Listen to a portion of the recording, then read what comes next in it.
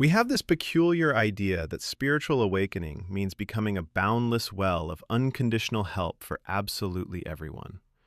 But I don't mean smiling benignly while someone drains your life force, or becoming a martyr for the sake of being good. I mean when you really begin to see the underlying game being played in human interactions. And here's what nobody tells you. Sometimes the most profound spiritual act is turning your back. Are you exhausting yourself trying to save people who are actively choosing to drown? Nobody tells you this, but walking the path of an empath or a sensitive soul can be incredibly lonely. You step out into the world with an open heart, ready to pour your light into the dark corners. Do you ever feel like a walking sanctuary for other people's chaos? Do you ever sit in your quiet space, utterly depleted, wondering why your compassion feels more like a curse than a gift? What if everything we've been taught about helping is backwards? We are conditioned by society to believe that saying no is unspiritual, that setting boundaries is somehow selfish or cold. But this is precisely where the danger begins. Because there are certain energies, certain characters playing their roles on the stage of life who will consume your awakening as if it were a free buffet. Your exhaustion isn't a sign that you are failing at being a loving person. Your struggle is actually a sign of your awakening. It is the friction between your expanding awareness and an old, dying habit of people-pleasing. Let me share with you a profound truth. I want to reveal the 3 types of people you must gracefully refuse to help if you want to protect your spiritual sanity. Now, the first thing you must understand is that not everyone asking for a life raft actually wants to get out of the water. The first person you must never help is the perpetual victim. These are the individuals who wear their suffering like a royal crown. They don't genuinely want a solution to their problems. They want a captive audience for their pain. The ego, you see, loves a solid identity. And if it cannot be the triumphant hero, it will very happily settle for being the ultimate victim, deeply identified with being constantly wronged by the universe. Think of it like trying to pour the ocean into a teacup. You are offering vast, boundless solutions, deep waters of healing, but their capacity to receive is entirely blocked by their absolute need to remain broken. The teacup is already full of muddy water, and instead of letting it settle so it might clear, they keep frantically stirring it up. You simply cannot pour clarity into a vessel that flatly refuses to be emptied. I once knew someone who went from healer to healer, friend to friend, always presenting a fresh, unsolvable catastrophe. The moment you offered a practical step, say setting a basic boundary with an abusive partner, they would instantly find 10 elaborate reasons why it couldn't possibly work. Watch what happens in nature. An injured animal will instinctively retreat and rest to heal. But the perpetual victim runs around poking their own wounds to ensure they keep bleeding, ensuring you keep watching. Think about it this way.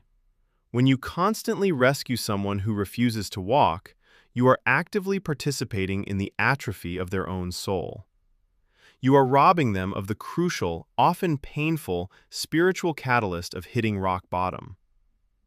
This is why walking away from them isn't cruel. It is the ultimate act of spiritual respect. You are honoring their chosen path, even if their path is currently a dark maze. And that's the secret to preserving your own peace. But here's what nobody tells you about this process. Stepping back feels like a betrayal at first. We'll come back to this in a moment, because it leads us directly to the next trap. The second, even more important character you must never help is the Chaos Addict. This is the person whose entire identity is wrapped up in crisis. If there isn't a fire currently burning in their life, they will strike a match just to feel the warmth of the flames. They tragically confuse drama with intimacy, and anxiety with aliveness. Silence to them is terrifying. It's like a stage play where the actors have completely forgotten they are acting. They are so deeply immersed in the melodrama of the script that if you walk onto the stage, break character, and politely point out the exit signs, they will attack you for ruining the scene. They don't want to leave the theater. They desperately want you to join the cast as a supporting character in their ongoing tragedy. Consider a situation where you finally manage to help this person put out a massive fire in their life. You breathe a sigh of relief, but what happens next? A day of eerie, uncomfortable silence, predictably followed by an entirely new, even bigger emergency. It's exhausting, isn't it? Are you tired of being the permanent understudy in someone else's unending drama? Here's the profound part. The Chaos Addict uses external turmoil to avoid facing a profound internal emptiness. By rushing in to save them, you are actually acting as their enabler, delaying their inevitable encounter with themselves. The more you let go, the more you receive your own energy back. True compassion sometimes requires letting the fire burn itself out to ash. Even Jesus walked away from crowds that only wanted miracles without internal transformation. And that's the secret. Your immovable stillness is the only mirror that might eventually show them their own madness. By refusing to dance to their frantic tune, you break the spell entirely. And this is where it gets dangerous. Because while the first two are fairly obvious once you see them, the final type is disguised as a kindred spirit. And this is the part that changes everything. The third thing, which is perhaps the most insidious, is the trap of the false seeker. This is the person who consumes spirituality without ever actually digesting it. They know all the right buzzwords, they have read all the popular books, they talk endlessly about vibrations and consciousness and healing. But underneath it all, they want you to do their spiritual homework for them. It's exactly like someone reading a thick manual about swimming, memorizing the physics of the strokes, and then demanding you carry them across the lake on your back so they don't get wet. They are mistaking the finger pointing at the moon for the glorious moon itself. They desperately want the pleasant aesthetic of awakening without the painful, messy, terrifying work of ego dissolution. You've probably encountered this exact dynamic. They come to you for your deep advice, enthusiastically drain you of your hard-earned insights, and then do absolutely nothing with the wisdom. None of it is applied. They merely collect spiritual advice like cheap souvenirs. They are, quite frankly, energy vampires dressed in organic white linen. Think about the ancient wisdom of a garden requiring weeding. A beautiful mind, a peaceful, liberated spirit doesn't happen by just staring passively at the blooming flowers.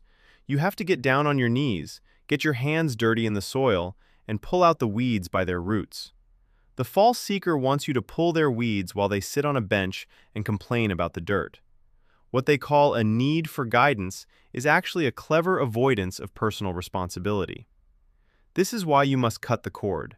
You cannot digest someone else's spiritual food for them, no matter how much you love them.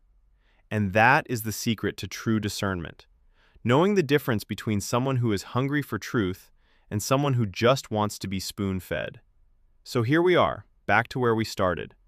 Back to that peculiar idea that being awake means being infinitely available to everyone. All of these characters, the victim, the chaos addict, the false seeker, connect because they represent the great illusion of separation. They are playing a cosmic game of hide-and-seek with themselves, hiding from their own divinity, and they are trying very hard to trick you into playing it. The beautiful secret is this. Your boundaries are intensely spiritual. Protecting your energy isn't an act of cold isolation. It is an act of deep, universal ecology. When you stop pouring your precious, limited human energy into bottomless pits, you save it for the spaces where it can actually take root and blossom. You are not broken for feeling exhausted. You are not failing because you want to walk away. You are simply waking up to the realization that you are not the universe's designated lifeguard. What they call antisocial is actually a deep need for energetic hygiene. Your sensitivity isn't a weakness. It's a highly tuned radar designed to show you precisely where your light is needed and where it is being wasted. You're allowed to close the door. There's no shame in letting people experience the natural consequences of their own karma. The next time you find yourself being pulled into someone else's self-created storm, remember what we've explored today. Stand firmly on the shore. Breathe. Remember that the greatest help you can sometimes offer a chaotic world is your own peaceful absence. You are the universe experiencing itself, slowly learning the profound, beautiful art of letting go. And so the journey continues. The game never ends. Watch it with a smile, but play only the parts that bring you peace.